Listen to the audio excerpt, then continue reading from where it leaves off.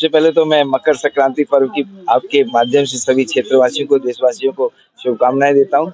ये पर्व जीवन में खुशियाँ रहे। दूसरी बात है कि दूसरा पर्व आज है कि आज क्या आयुष्मान आरोग्य मंदिर जो कि 319 हो गए हैं हम दिल्ली के अंदर, इसकी भी बहुत-बहुत शुभकामनाएँ, बहुत-बहुत बधाई। और ये आयुष्मान आरोग्य मंदिर जहाँ स्वास्थ्य के साथ-साथ बचाव कैसे किया जाए, ये सारी फैसिलिटीज़ एक अच्छे नए अंदाज में खुले हैं। और मैं समझता हूँ कि आने वाले समय में जो हमारे देश के यशस्वी प्रधानमंत्री जी ने संकल्प लिया है 2047 तक राष्ट्र भारत को विकसित राष्ट्र बनाना है, उसके अंदर ये एक बहुत अहम भूमिका निभाने वाले हैं सभी। आयुष्मान फैसिलिटीज़ नहीं थी, उस फैसिलिटीज़ को जैसे मातृत्व मदर्स केयर है, बच्चों की केयर है, इस तरह की फैसिलिटीज़ नहीं थी। और योगा है या उससे बचाव कैसे किया जाए, स्क्रीनिंग है, वो सब फैसिलिटीज़, क्योंकि देखिए बीमार होने के बाद तो डॉक्टर ठीक करते हैं, लेकिन बीमार ना हो उसके लिए बचाव कैसे किया जाए, यहाँ सब बातें यहाँ के जो क्षेत्रवासी हैं वो आएँगे तो उनको ये सुविधा मिलेगी। और सुविधा मिलने के बाद वो उनको बीमार यदि उन्होंने ध्यान रख लिया तो बीमार आगे नहीं होंगे। जैसे अभी हम सब ने देखा टीबी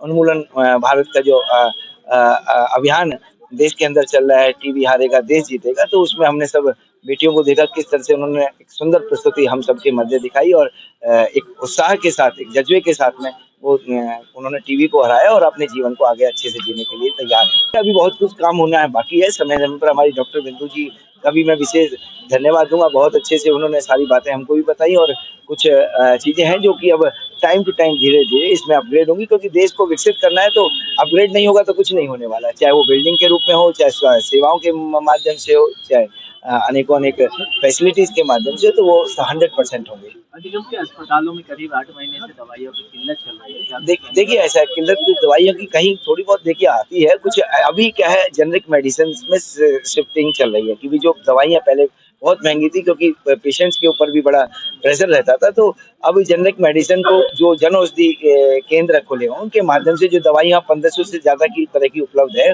वो दवाइयाँ जो कि मार्केट में मान लीजिए उसी दवाई को यदि प्रेस्क्राइब करते तो 100 रुपए की आती है और वो जन औषधि में 10 या 20 रुपए की मिलती है। तो सरकार को भी इसका फ़ायदा होता है और साथ में जो पेशेंट हैं यदि मार्केट से वो लेते भी हैं तो भी उनको फ़ायदा होता है। तो थोड़ा-सा ये टाइम ऐसा है जिसमें चेंजेज़ होने की वजह से आने वाले समय में सब व्यवस्थाएँ दुरुस्त हो जाएँगी, अच्छी हो जाएँगी और देश जैसे इसमें सुविधाएँ हमारी मैटरनिटी की नहीं थी, हमारे पास पीडियाट्रिक का कुछ नहीं था, जीरियाट्रिक सर्विसेज नहीं थी, तो अब ये सारी सर्विसेज ऐड कर दी गई हैं और इसके अलावा लैब की सुविधाएँ भी कुछ ऐड की गई हैं। अब जितने 11 किट टेस्ट हैं वो सब हमारे यहाँ किए जाएंगे। इसके अलावा उससे भी जो अच्छी चीज़ है, एक वेलनेस का एरिया, वेलनेस जिसके ऊपर कभी किसी का ध्यान नहीं था, अब वेलनेस का यहाँ पे काम किया गया है।